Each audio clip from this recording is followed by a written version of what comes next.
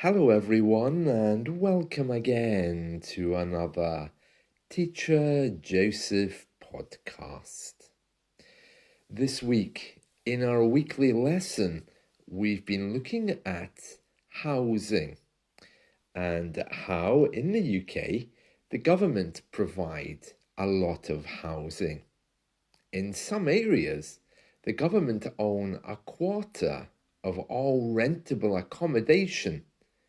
So it's quite a powerful thing, and it generates a lot of income and a lot of jobs.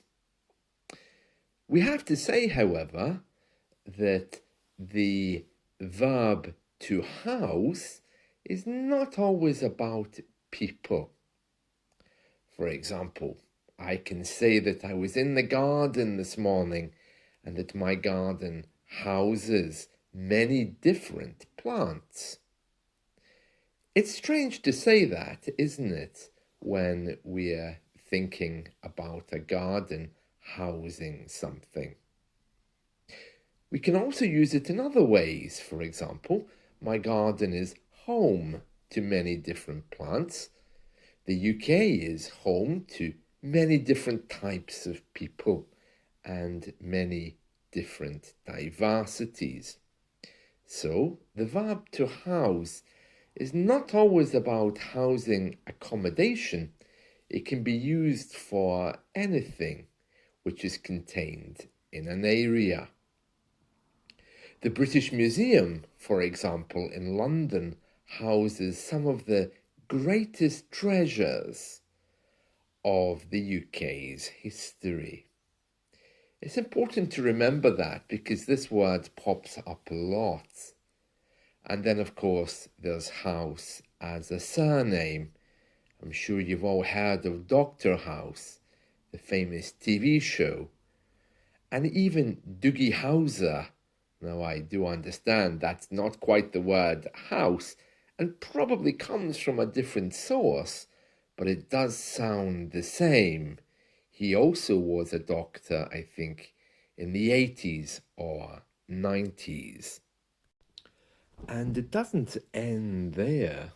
There's also a number of other ways we can use the word house.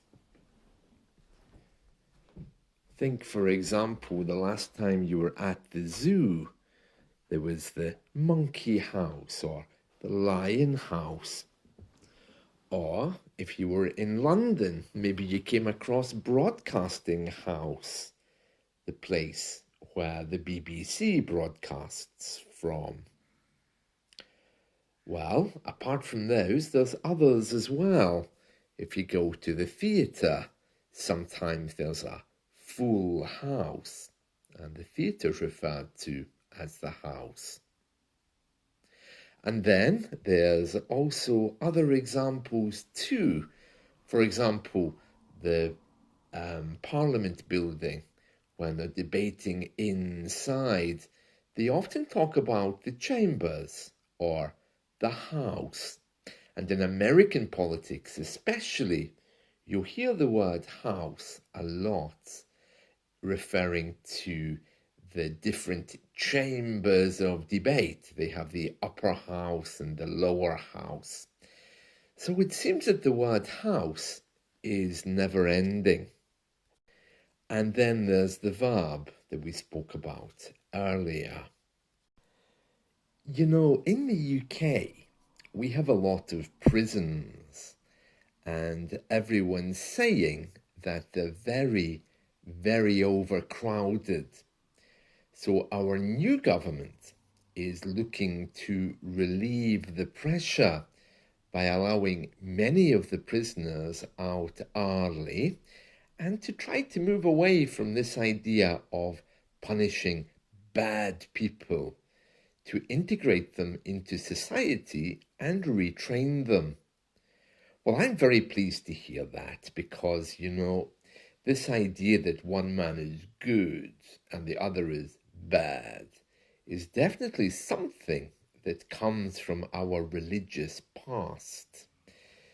But these days, let's just reframe things as good And when people do what we see, wow, are bad things, maybe it's just a good man who's doing something that we don't yet understand. Now, of course, there are people who are dangerous and dangerous to us as well, and it's very important that they are treated properly. But just taking someone and locking them up, well, I'm not sure that's the best idea, especially for those who haven't really done anything altogether bad. But whatever your view on it, it's a very debatable subject. Britain houses their criminals in places called prisons, and there's many different types of those. We have open prisons where people are just required to go there in the afternoons or evenings and stay there. And we have maximum security prisons like the ones you see in the movies. But right now, we're going to read through an article from the Guardian newspaper. Our new Prime Minister, his name is Keir Starmer, he's saying that the prison crisis is much worse than he feared. Of course, he's pointing back to the last government and saying, oh, bad, they did a bad thing. So I'm not sure exactly how accurate this is, but certainly the story is accurate, of course. But let's see. So this headline is called Starmer, Shocking Prison Crisis is Worse Than I Feared. Here we go. The shocking prisons crisis is even worse than feared, Keir Starmer has said, as the government prepares to release tens of thousands of inmates early to stop jails becoming full. Oh, that reminds me, I need to make sure I lock my door in the evening then. The story continues. The Prime Minister suggested he was opposed to freeing violent criminals and sex offenders as ministers prepared to announce the terms of a new prison release scheme for England and Wales. Okay, so we're only talking about England and Wales here. That's important. And then the story tells us, The Guardian understands they are examining whether domestic abusers can be excluded. Okay, so here we go. The government now is categorizing what's bad crimes. So, of course, because Britain is rather repressed and has a very repressive feel when it comes to things like sex, of course, sexual offenders aren't going to get out.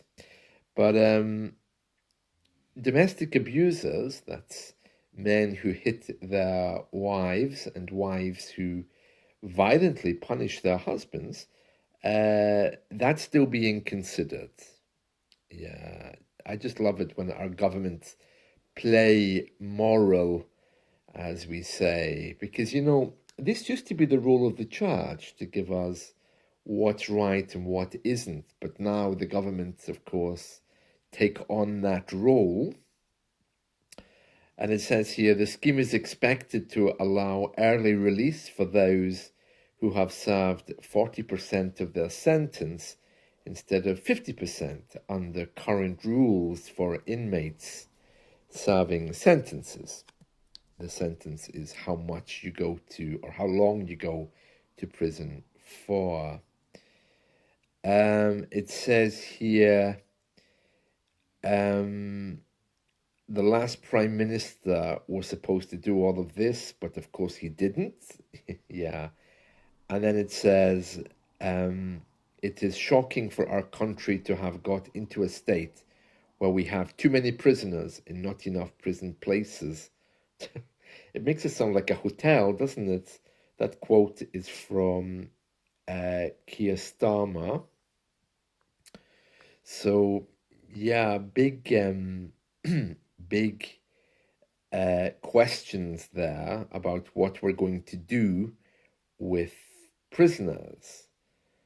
Yeah, I don't think they really know what to do with that. But it's very interesting that we are still very repressed.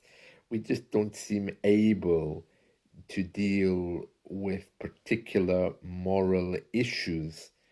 And the fact that we're even discussing, well, should domestic abusers be out? Should sex offenders be in?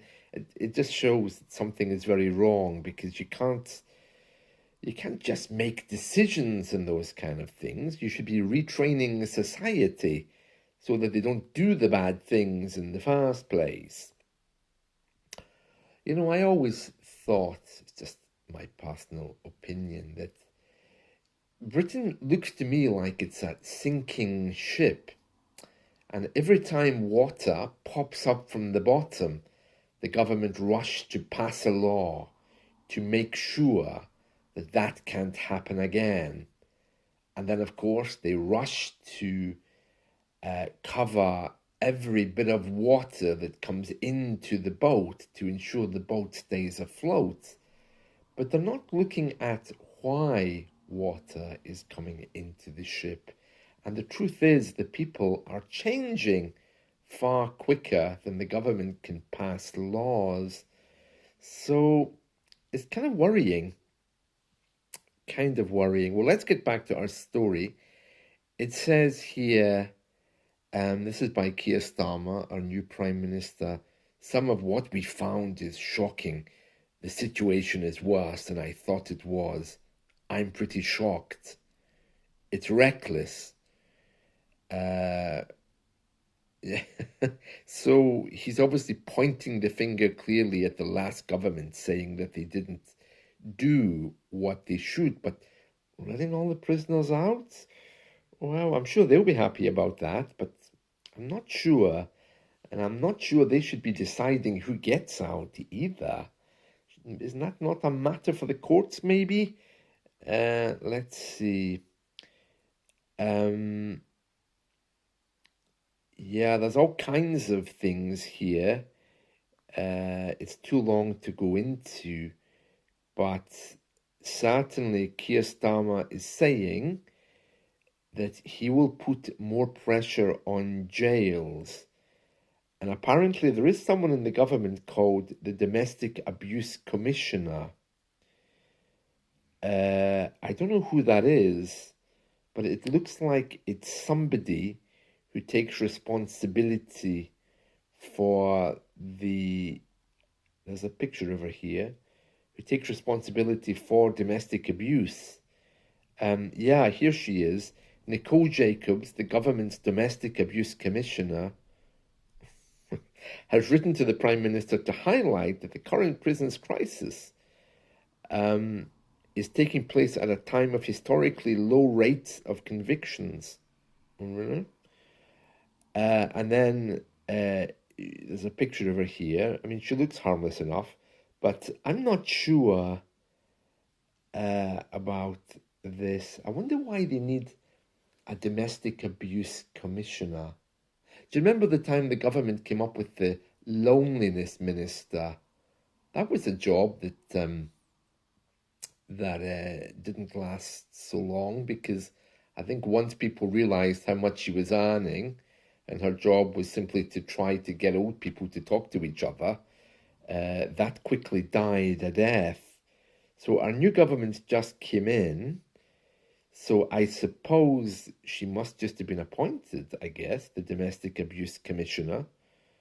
I don't know anything about her. I mean, it's good, of course, that she's doing things to stop people being violent with one another.